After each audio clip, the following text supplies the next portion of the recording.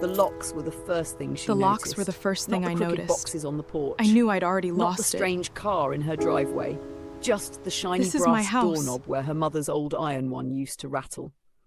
Naomi Carter stood at the bottom of the porch steps, keys trembling in her fist, and knew she'd already lost the house on Willow Creek Road.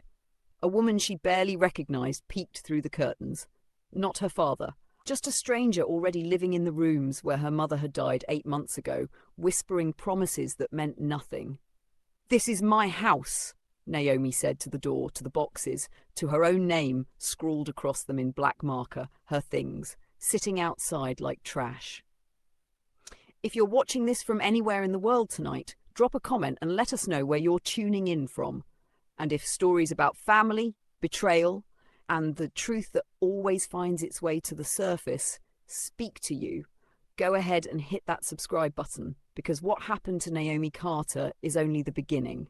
Because 3 weeks later, a lawyer would knock on a different door, holding a manila folder that would turn Naomi's grief into a war, and reveal that the man who raised her had been planning this for longer than she could have ever imagined.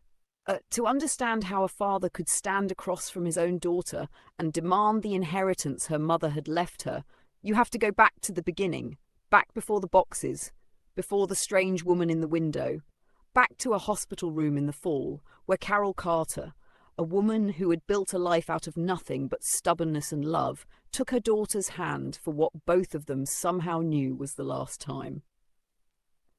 "The land is yours," Carol had said, her voice thin but certain. "The house, the 10 acres behind it, the money in the account at First Union, all of it.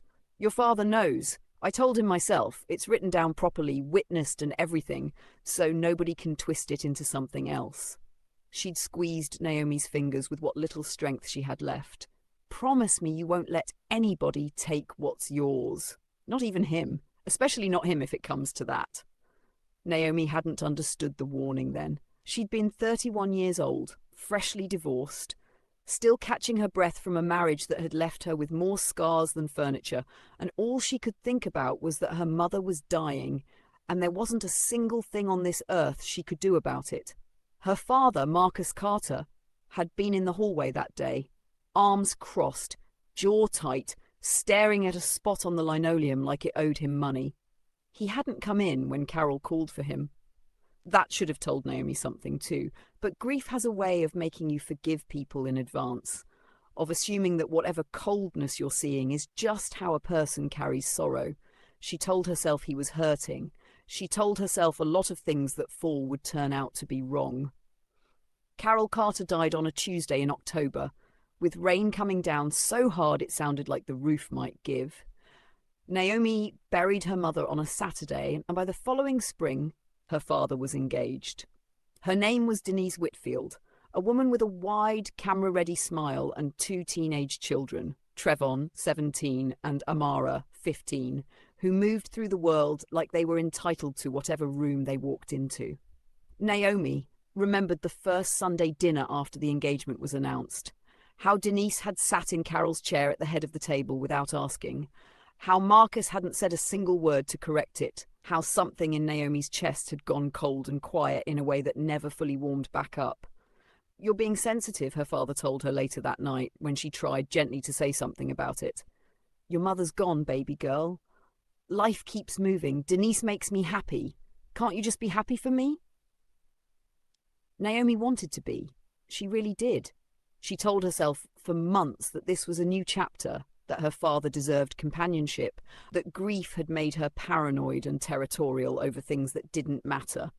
A chair, a tone of voice, the way Denise's eyes swept over the house on Willow Creek Road like she was already redecorating it in her mind. But the small things kept happening. Denise began referring to the house as ours within 4 months of the wedding. Trevon started parking his car in the spot beneath the oak tree where Carol used to grow her tomatoes, and when Naomi mentioned it, Marcus told her to let it go, that it was just a parking spot, that she needed to stop keeping score. Amara took Carol's sewing room, the one with the window facing the creek, the one Carol had painted a soft yellow the summer before she got sick, and turned it into a closet for clothes Naomi was certain none of them could actually afford. Every time Naomi raised a concern, her father had an answer ready, smooth and reasonable on its surface, the kind of answer that made her feel crazy for even bringing it up. It took her almost 2 years to notice the pattern, that every single conversation ended with her apologizing, and every single silence ended with Denise's children getting a little more of what used to belong to Naomi's mother. Then came the diagnosis. Marcus Carter, 63 years old, was told by his doctor that his heart was failing faster than anyone expected, and suddenly a man who had spent 2 years pretending nothing had changed since Carol's death began talking about legacy, about what he wanted to leave behind, about fairness, a word Naomi would come to hate the way he used it. "Everything your mother had needs to be family property now," he told her one evening, sitting in the living room of the house that was legally, unquestionably, entirely hers. Denise sat beside him, quiet, watching Naomi's face with an expression that wasn't quite a smile. "Trevon's about to start college. Amara needs stability. We're family, Naomi. Family shares. Mom left this to me," Naomi said carefully, feeling the floor tilt beneath her even though she hadn't moved. "You were there. You heard her say it." "Your mother wasn't in her right mind at the end," Marcus said, and something in his voice had gone flat, rehearsed. "The medication, the pain. People say things when they're scared of dying, baby girl. Doesn't mean it was fair to the rest of us." Naomi remembers sitting very still after that, feeling something break quietly inside her chest, some last thread of belief that her father was simply confused by grief rather than something colder. She remembers Denise reaching over and patting Marcus's knee, the smallest gesture, the kind that meant nothing to anyone watching, and everything to the two people who understood exactly what it confirmed. If this story is starting to hit close to home for you, if you've ever felt like the people who were supposed to protect you were quietly working against you, go ahead and drop a like on this video right now and let us know in the comments if you've ever had to fight for something that was rightfully yours. Because Naomi's fight hadn't even started yet. 3 weeks after that conversation, she came home from her nursing shift to find the locks changed and her belongings on the porch. She didn't cry that night. She sat in her car in the driveway of the house her mother had raised her in, staring at the windows that used to be hers to look out of, and she felt something settle in her that was colder and more useful than grief.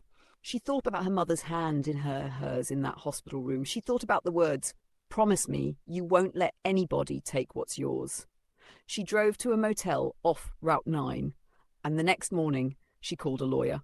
His name was Elijah Okafor, a sharp, soft-spoken man in his 40s who'd handled her mother's estate planning years before Carol got sick, back when Carol first decided after Naomi's father started drifting, after arguments Naomi wasn't supposed to overhear behind closed doors, that she wanted everything protected in writing.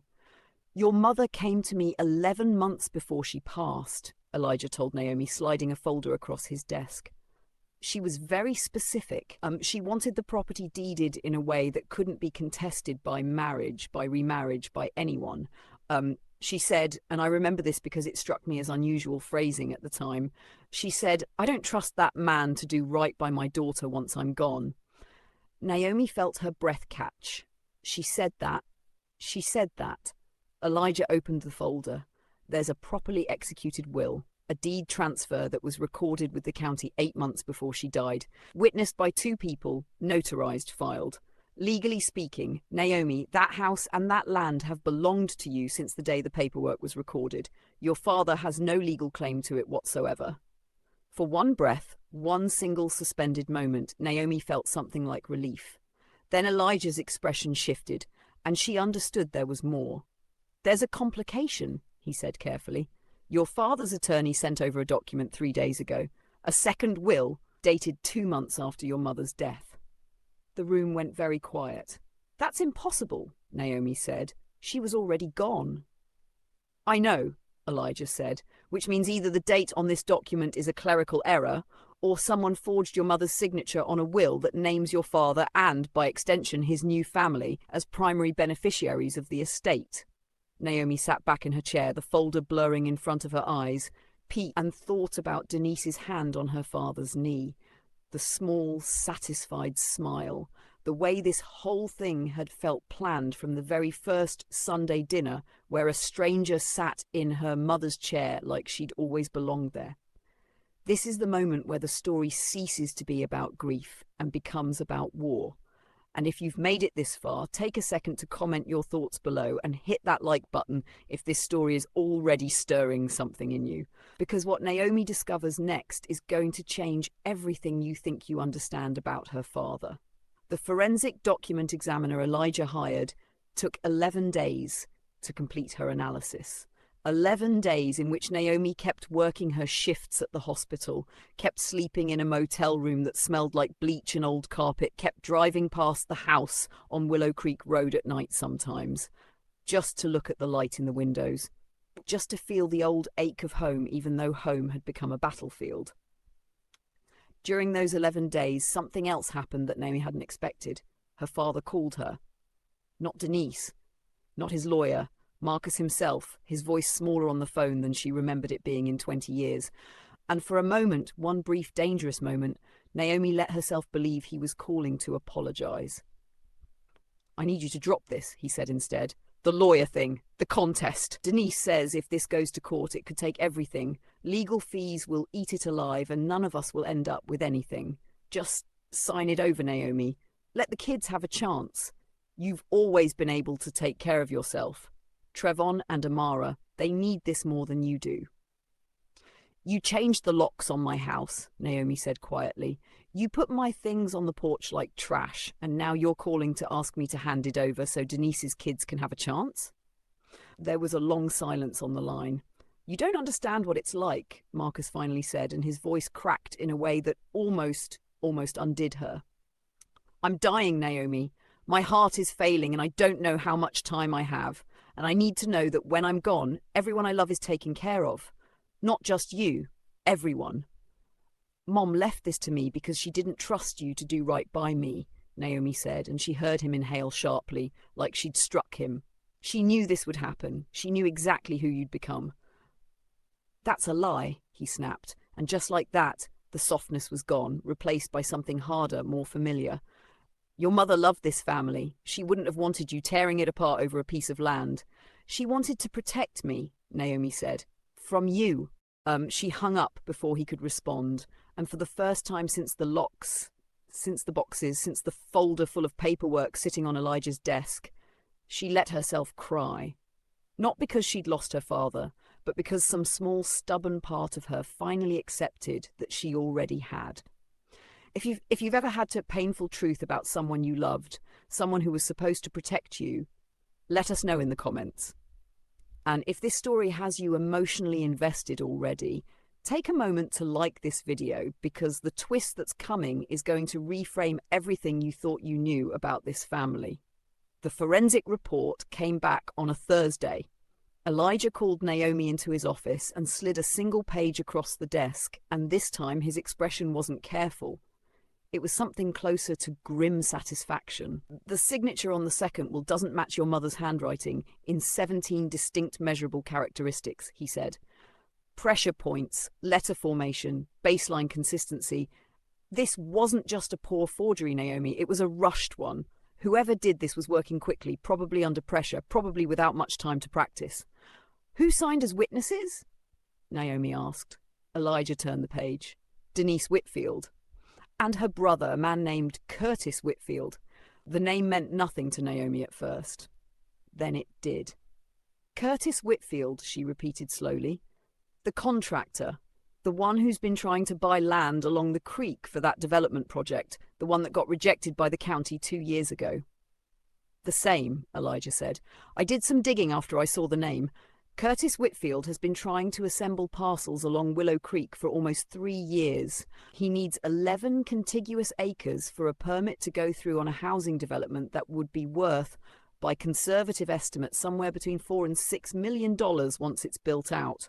Your mother's 10 acres happen to be the missing piece." Naomi felt the floor tilt again, but this time it wasn't grief doing it. It was rage, cold and clarifying. "This was never about family," she said slowly. This was never about Denise's kids needing stability. This was about Curtis Whitfield needing my mother's land to make millions of dollars, and Denise married my father to get access to it. I can't prove intent that far back, Elijah said carefully, but I can prove the forgery. And forgery of a will is a felony, Naomi. This isn't just a custody battle over property anymore. This is fraud. Naomi sat in the quiet of that office for a long time, thinking about her father's phone call, the crack in his voice, the way he'd said, "I'm dying and I need to know everyone is taken care of." She wondered, with a sickness rising in her throat, whether he even knew about Curtis Whitfield's development deal, or whether he was simply another piece being moved on a board he didn't understand he was playing on. She decided she needed to find out. 2 days later, Naomi drove back to Willow Creek Road for the first time since the locks were changed. And instead of knocking on the front door, she walked around to the side entrance her father used for his workshop, the one door in the house that had never once in 30 years been locked. She found him alone. Denise's car was gone. The house was quiet in a way that made the workshop feel almost like it belonged to a different time, a time before any of this, when Marcus Carter used to sand furniture out here on Saturday mornings while Carol hummed old gospel songs from the kitchen window. "You shouldn't be here," Marcus said, not turning around, though something in his shoulders told her he'd known she was standing there before she spoke. "Do you know a man named Curtis Whitfield?" Naomi asked. Her father's hands stilled on the piece of wood he'd been sanding. "Denise's brother. Why?" "Do you know he's been trying to buy Mom's land for 3 years? That he needs it to close a development deal worth millions of dollars?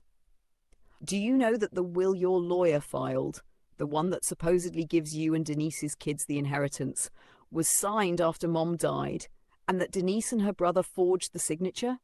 The sanding block dropped from her father's hand and clattered against the workbench. He turned to face her, and for the first time in 2 years, Naomi saw something in his expression that wasn't defensiveness or irritation or the smooth, rehearsed calm he'd worn through every conversation about the inheritance. What she saw was fear. "That's not," he started, then stopped. "Denise wouldn't." "The forensic report is sitting on my lawyer's desk," Naomi said. 17 inconsistencies. It's not a theory, Dad, it's evidence. This is the moment everything Naomi believed about her father's betrayal begins to shift into something far more complicated. And if you're still with us, this is exactly the kind of unexpected turn we love bringing you. So make sure you're subscribed, because stories with twists like this one are what this channel is all about. Marcus Carter sat down heavily on an old wooden stool, his face grey in a way that had nothing to do with the light in the workshop. "She told me the paperwork was just updating things," he said quietly, "making sure the kids were included fairly. She said you'd already agreed to it, that you understood the family needed to share what your mother left behind. I never saw the will myself. I trusted her." "You trusted her more than you trusted me." And it wasn't an accusation anymore, just an observation, flat and sad and true. Her father put his face in his hands, and for a long moment the only sound in the workshop was his breathing, ragged and uneven, a heart that really was failing him in more ways than one. "Have maybe a year left," he finally said. "The doctors don't say it outright, but I can hear it in how careful they are with their words. I wanted to believe Denise loved me for me. I wanted to believe I was building something good in the time I had left, instead of just being a foolish old man who let his second wife use him to steal from his own daughter." He looked up at her, and his eyes were wet, and something in Naomi's chest that had gone hard and cold for 2 years cracked open, just slightly, just enough to let something painful and complicated through. "I'm so sorry, baby girl. I let this happen. I let her make me forget who was really family." Naomi didn't forgive him at that moment. Grief and betrayal don't dissolve just because someone finally tells the truth. But she believed him, and the belief she was starting to understand was its own kind of beginning.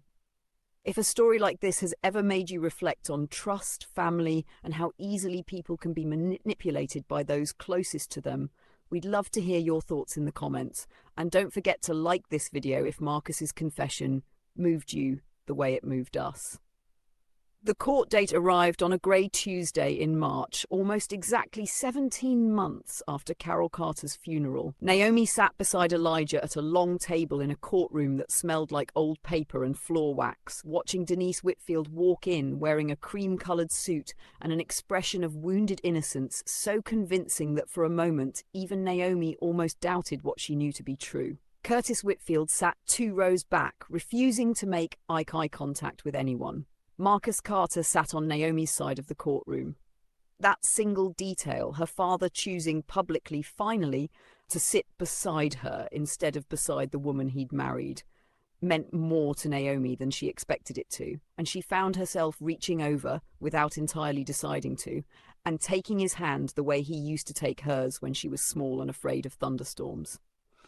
The forensic examiner testified first, walking the judge through 17 measurable inconsistencies with a patience that made the fraud feel undeniable, mathematical, inarguable. Then Elijah introduced banking records showing a wire transfer of $40,000 from Curtis Whitfield's construction company into an account jointly held by Denise Whitfield, dated 9 days after the forged will was filed with the county, a payment the prosecution would later argue for services rendered. Denise's attorney tried, valiantly, to argue confusion, miscommunication, and an honest misunderstanding about paperwork dates. But when Elijah called his final witness, the notary whose stamp appeared on the second will, a woman who testified under oath that she had never notarized any document for Carol Carter, living or dead, and that her stamp and signature had been copied from an entirely unrelated real estate closing months earlier, the courtroom went silent in the particular way that only happens when everyone present understands simultaneously that the truth has just become impossible to deny. This is the moment Naomi had been waiting 17 months for. And if you're feeling the tension of this courtroom scene right now, that's exactly the kind of suspense we build every single story around. So hit subscribe if you want more stories exactly like this one, because what happens next changes everything for this family. The judge ruled in less than an hour. The original will, filed 8 months before Carol Carter's death, was declared the sole valid testament. The property on Willow Creek Road, the house, the 10 acres, the account at First Union, belonged fully and unambiguously to Naomi Carter. The second will was declared fraudulent, and the district attorney's office announced it would be pursuing criminal charges against both Denise and Curtis Whitfield for forgery and estate fraud. Denise didn't look at Naomi on the way out of the courtroom. She didn't look at Marcus either. She simply walked out with her attorney, her cream-coloured suit suddenly looking less like elegance and more like armour for a battle she'd already lost. And Naomi understood, watching her go, that some people never really believe the truth will catch up to them, right up until the moment it does. Marcus Carter filed for divorce 2 weeks later. He moved into a small apartment across town, humbled in a way Naomi had never seen him, calling her some evenings just to talk, to apologise again in smaller, quieter ways, to ask if he could come by the house sometime and see it the way it used to be, before any of this happened. Naomi said yes. Not because everything was forgiven, some things take longer than a courtroom verdict to heal, but because she understood something now that she hadn't fully understood in that hospital room the day her mother made her promise. Her mother hadn't just been protecting a house or 10 acres of land along a quiet creek. She'd been protecting the idea that some things, truth and the people willing to fight for it, matter more than the family you're born into, more than the family you think you're supposed to keep at any cost. Before we get to the final moments of this story, if you've made it this far, we'd love for you to subscribe, share this video with someone who needs to hear it, and tell us in the comments the biggest lesson you're taking away from Naomi's story. Because what happened on Willow Creek Road is a reminder some of us need more than once. The following autumn, almost exactly 2 years after Carol Carter passed away in a hospital bed with rain hammering the windows, Naomi sat on the porch of the house on Willow Creek Road, watching the light fade gold and slow over the 10 acres behind it. Her father sat beside her in a chair that used to be her mother's favourite, quieter now, older somehow, though not unkind. A man who had learned late and painfully, what it cost to let someone else decide who counted as family. "Your mother would be proud of you," he said finally, watching the fireflies start to rise out of the grass near the tree line. "She always said you were stronger than you knew." Naomi thought about the locks that had been changed, the boxes on the porch, the 11 days of waiting for a forensic report that would either confirm or shatter what little trust she had left. She thought about Elijah's steady voice explaining 17 inconsistencies. She thought about her father's face crumbling in that workshop and about walking into a courtroom not knowing whether the truth would be enough. It had been enough. It usually is, eventually, but only for the people willing to fight long enough to let it surface. "She knew what she was protecting me from," Naomi said quietly, "even before any of us did." Her father nodded, and neither of them said anything else for a long while, because some silences after everything are the closest thing to peace a family gets to earn back. The land is still hers. The house still stands, repainted now, the sewing room restored to the soft yellow her mother chose the summer before she got sick. And somewhere in that quiet, Naomi understands the lesson her mother tried to give her long before any of this began. That inheritance was never really about property lines or bank accounts. It was about who loved her enough to protect her, even from the people closest to her, even when it meant leaving instructions no one else wanted to follow. If Naomi's story taught you anything tonight about protecting what's yours, about the quiet strength of a mother's love, or about the painful cost of trusting the wrong people, subscribe to this channel, share this story with someone who needs it, and tell us below the biggest lesson you're carrying with you. Because sometimes the greatest inheritance isn't the land or the money left behind.